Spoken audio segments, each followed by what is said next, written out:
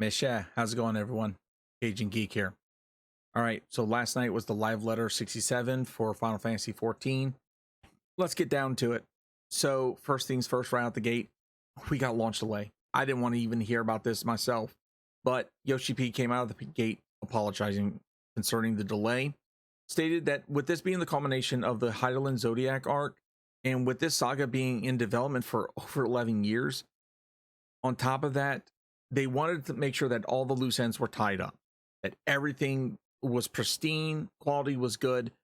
But with recent congestions that they've had on the servers due to mass exodus from World of Warcraft and other things, they wanted to make sure that this was going to be in the best position possible. And in order for them to do that, they needed extensive quality assurance testing. And it's been eating up a lot of that time. Last Friday, Yoshi-P made a decision as being both producer and director. He said he would be able to move on from making this decision. However, as being game director and this being the finale, he didn't want to compromise on the quality and made the choice to delay. He said that he remembers the Heavensward launch and they promised a spring launch and it ended up being the early summer, and how some people didn't like that too much. He understands that people took off for this and are preparing for Endwalker, and they're considered cutting some of the content and patches, but they wanted to prioritize quality. In the end, eventually Yoshi-P did get emotional and he started shedding some tears over this, and I feel for him. I do. I don't know what it's like to be a game developer, or let alone a producer or director. Yoshi-P has been very caring about Final Fantasy XIV. I believe him when he says that he didn't want to make this decision, but he felt that it was for the best. At the end of the day, I'm willing to wait 2 weeks if it means that we're going to get top-notch quality.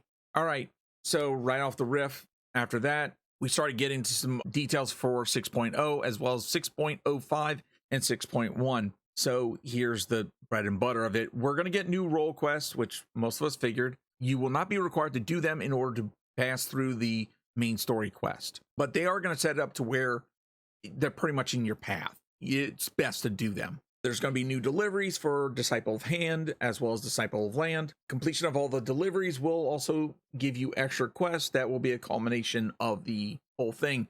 Of course, new dungeons, new raids, as well as new trials. They didn't talk too much on the trials, but they said that there would be a normal and hard mode. They did, however, showcase just briefly of the new treasure map dungeon, Excitatron 6000. I thought that was pretty cool. All right, PvP update for you PvPers out there. Some good, some bad. I don't know. We'll see. Feast is going to be removed out of the game in 6.1. They said that they wanted to concentrate on the new mode that I'll be explaining here in a second.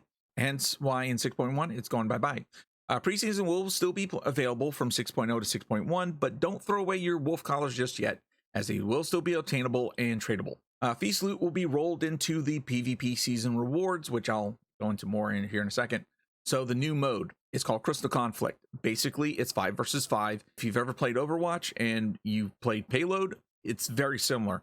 Basically, both teams fight to the crystal. Team that gains control of it will start pushing that crystal into the enemy base. First team to get the crystal to the enemy base wins. Of course, they said that the rules will be simple and that it will be short matches that can be casually played.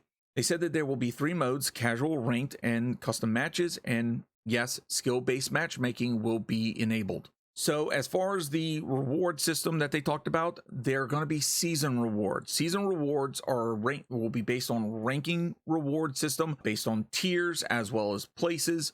And this will give stuff as far as titles, achievements, and other accolades.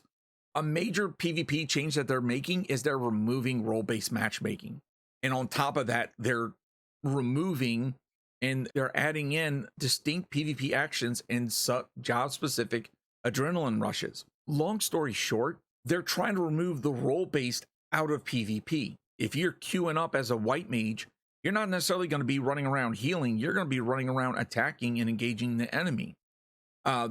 They gave examples that every player will be having regardless of class, will have the ability to heal. But they're doing this, and this is going to affect all PvP modes. So it's going to be interesting to see. They also stated that they're looking at an additional PvP reward system called Series. The name is up in the air. Players will be able to earn rewards by accumulating Series XP and raising their Series level. So think of it like a season pass. As you gain XP, you rank up. As you rank up, you gain rewards. Some of those rewards will be tokens. Those tokens will be able to be exchanged for various rewards. And you don't have to worry about use or lose as far as your tokens. They'll be able to be carried over to the next season and used on next series reward, as well as previous series rewards will be available through token exchange. This could include gear, mounts, and other items rewarded for reaching certain levels. At the beginning of every series, you will be reset back to 1. So if you're used to any game that uses a season pass, that pretty much sums it up. The series and the season pass are going to be slightly different. The season won't necessarily be tied down to a major patch or so. So they look like they may have a separate cadence. Chat did question during the live letter if there was a need for additional PvP content. Yoshi-P went on to state the following: we want to provide more content for Final Fantasy XIV to allow it to expand and grow. We want to make available all forms of content to our player base, including PvP. Rest assured that PvE content will not suffer for PvP. They have separate teams for all PvP and PvE content. So don't worry about it. They got the teams. They're just doing new things and trying to change out the PvP formula to make it better. They did also touch on that they were going to be looking to do a calling card system. Once again, similar to other games, if you've ever played like Destiny or Call of Duty, you have calling cards and you also got emblems. They're going to look to do a similar thing here. And they stated that this is not only for PvP, but also for PvE. Features will allow you to customize profiles, backgrounds, and you'll be able to see this before matches. And some of these customization options will be rewards, not just in the PvP, but also in PvE as well. A future producer live letter will showcase this system and be able to give us more at a later date. All right, on to crafting and gathering adjustments. So here we go. The high quality change. Basically, Disciple of Land quest that require certain high quality items. They'll be updated to accept both high quality and non-quality items. The high quality delivery bonuses for some quests will be removed and base rewards will be adjusted as well. Actions that affected high quality yield when gathering will be adjusted, and requirements for achievements that involve gathering high quality items are also going to be updated so that they can be completed. For mining and botany, new actions will be added and existing actions are going to be adjusted as well. And they showcase this with the example of greater perception, which it's going to increase the chances of triggering Gatherer's Boon, which will increase the yield by 1. So these are some of the things that they're going to be looking to do for mining and botany. As far as fishing, they did say that they were going to be doing similar things as well as the high quality fish are now going to be called large fish, and that their tooltips are going to be adjusted to reflect this as well. And perception will affect the fish collectability. Now, they did show that spearfishing is also going to be changed as well. It's going to basically become a mini game. They showed rapid succession, and you'll get bonuses for successful catches and more. All right, so lev reward adjustments. I almost had a feeling this first one was going to be coming, and I'm not surprised. Basically, the triple turn in lev is going to get nerfed. Just be expecting that. Don't complain.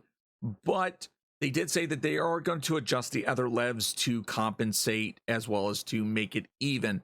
Bottom line, at the end of the day, they said that EXP may be reduced in some cases as EXP downscaling will be implemented concurrently. Yoshi-P also stated that he kind of understood that this was going to infuriate or upset some players, but he wanted to give the player base a heads up that these changes were going to be happening so that way they can make use of the current system before 6.0. So, and just like with DOL, Disciple of Hand is also going to be receiving new actions as well as existing actions adjusted. The recipe progress and quality values are going to be adjusted as well, given the high quality items change. And he also stated that the crafting on high quality items will not be increased significantly in 6.0. All right, moving on, system adjustments. This part, I'm going to touch on one piece. I'm going to talk about it later. Required and earned EXP downscaling. This is going to happen to just about everything. Jobs, classes, retainers, trusts, NPCs, everybody. However, they did go on to state that pretty much expect the same amount of clears and quests, etc., will be needed to be done in order to still level, and that won't change. They did, however, state that there will be a mid-level EXP reset on 6.0. Here's the gist. So basically, if you're sitting anywhere near the middle or close to a level, you might want to go ahead and push and get that done. And I'll go on to explain why later on. They went on to showcase the new Allegan tombstones, aphorism and astronomy.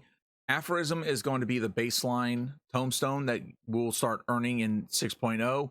Astronomy will be the one that will be coming out once the new raid comes out. Poetics will still remain. They'll be used for all previous content. They also stated that with adjustments to the fact that we won't no longer be needing belts, they also adjusted the amount of tombstones required to get a weapon. They're adjusting it from 1K to 500, so it's going to be a lot cheaper to get a weapon this time around. Hairstyles will be implemented for previously added races. The new Vera male class, as well as the Vera female class, will be getting new hairstyles in 6.0, but as far as the Wrathguard, that's going to be at a later patch. The team is also looking to implement and prepare for increasing the glamour plate system. Of course, new scripts, new achievements. Speaking of achievements, the achievement UI update is going to be happening. We're going to be getting a near completion and a recommended tab will be added. Now, the next bit, I was like really kind of taken back, but I think it's really freaking cool. So their support for Embody's Immerse Spatial Audio will be added for Windows only. Long story short, Windows has a spatial audio system built into Windows 10 and higher, and they're going to be incorporating an additional pack that can be bought and will take use of this system. So yeah, you do normally have surround sound, but spatial audio, the best way to explain it is 8D audio. If you've never heard or don't know what that is, check it out. Me having ADHD, 8D literally freaking is like stimulation to my brain. So spatial audio is pretty much the same thing. You'll literally be hearing things happening all around you, and you'll be able to detect and sense exactly where that sound is. It's really freaking cool. They stated that there will be a 15-day free trial. Pre-purchase will come with 2 benefits, basically 20% off and early experience before release. It looks like the cost is going to be $20 US, and it's looking to be coming out in 6.05. They also went on to say that the company action Back on Your Feet will be replaced with an action that extends sprint duration within cities. G-pose can now be done when activated while playing instrument. Items containing a random minion or mount will be added to the Grand Company seal exchange, so you'll have a reason to be spending your seals. All right, the housing update. I don't remember them mentioning that they were going to be talking about housing, but yeah, there's some stuff in this one. There will be a housing visual update. They're adding a new housing type.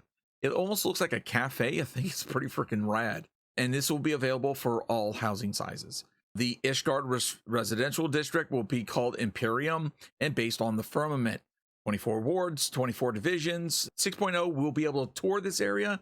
6.0 will allow for land purchase. With that, there's new systems in place. So there's a new land purchase system. They did put in some changes. So the relocation to land that is not yet ready for purchase will no longer be available as of 6.0. Land devaluation will be removed in 6.1. It'll be no longer possible to grant brand new FC members authorization to purchase land or the rank of FC Master as of 6.1. And the team is looking to expanding housing servers to provide more plots. A lottery system will be implemented in 6.1. Here are the details. Let's say a plot's up for lottery. This is the breakdown. You'll have several days to enter into the lottery. You go to the placard, you see what it's going to cost, you apply for the lottery. When you apply for the lottery, you'll be able to see how many other people, how many other people are applying for the plot. Not only that, you're going to see the cost, but not only that, you will have to pay the cost to enter the lottery if you want.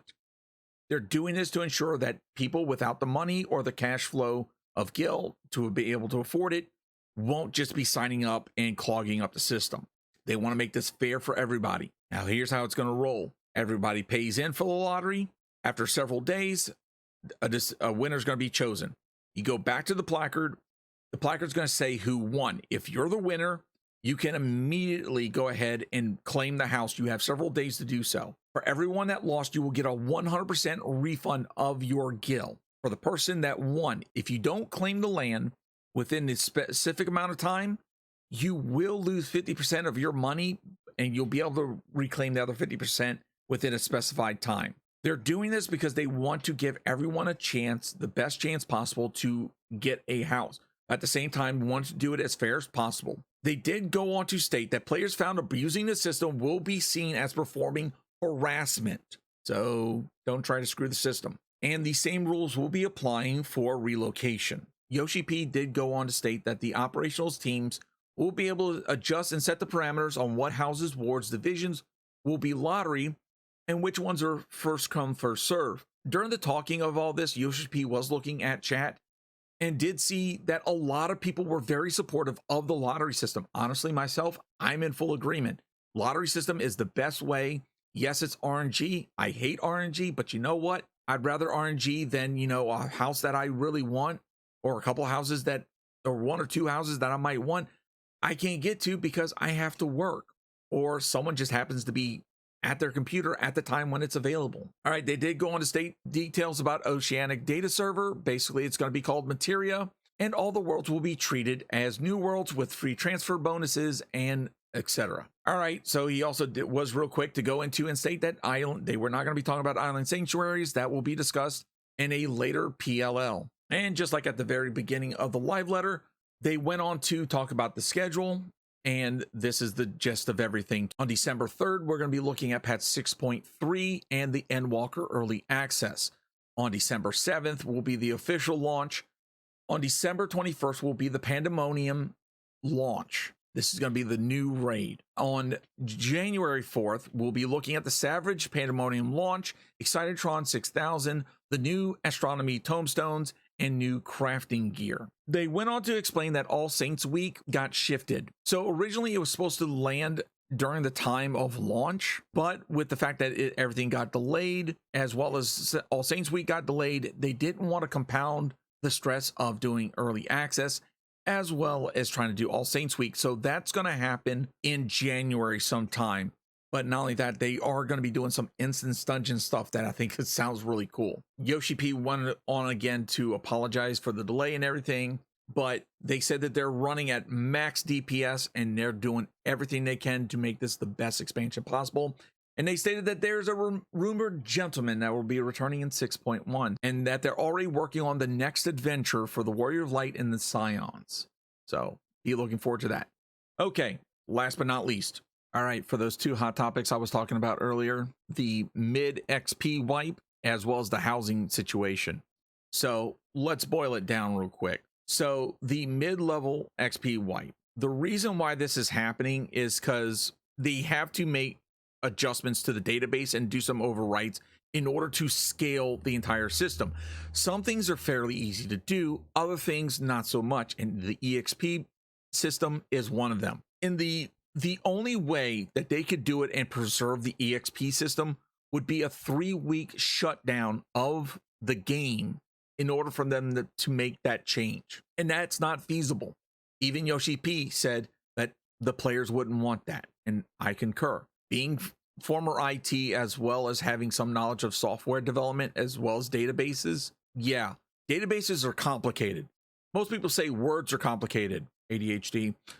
And there's even some people that say that doors are complicated. But seriously, databases, extremely complicated. If they try to preserve that XP data and it screws up in any ways, it could be a cascade failure across the board. As Yoshi-P said, we now have 4 weeks. If you have any classes that you don't plan on leveling and they're sitting at that midway mark, just get them up to the next level, or just make your peace with it. To be honest, it is what it is. Some things that they can control, some things they can't. And from a business standpoint, as well as a player, I can kind of understand this. But what are your thoughts? Let me know in the comment section below. All right, last but not least, the lottery for the housing. I did see a couple of hot takes last night, and I'll be honest with you, I think a lottery system is going to be the best bet. It's the best bet for being fair. So basically, they did put in some stipulations in order to be eligible for the lottery. You have to have a class of level 50 or higher. You have to hold the rank of second lieutenant in the Grand Company.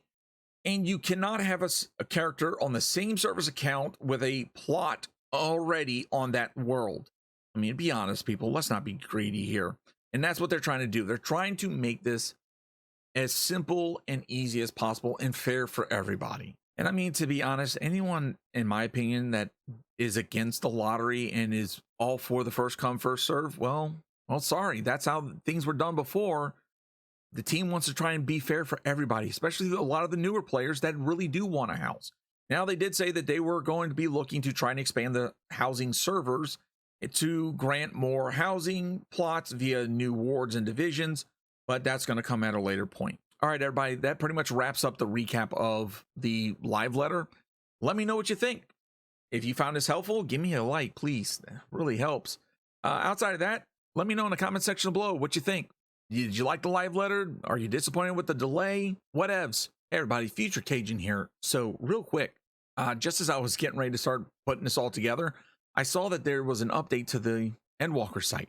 So I went and checked it out. There's a couple of things, but the one thing I want to point out is they put in the key characters. And one of them that they added is called the Lady of Light. Now, they did point this out during a live letter, and I was kind of semi not paying attention because I was at work. But at first, I thought that this was Heidelin when I completed the 5.5 MSQ. By the way, spoilers if you didn't beat that yet. So now that we have a confirmation of the name of the individual, the Lady of Light, I want to point this out. Look around her neck. That's a mask. And if I didn't know any better, that looks like an Ascian mask like we saw with the Dark Ascians. So is this possible that this is someone who summoned Heidelin, or someone that possibly also works for Heidelin? This is rather interesting, and that's got my conspiracy head freaking spinning. So let me know what you think. All right, that wraps up the live letter recap. So y'all have a great day. Take it easy.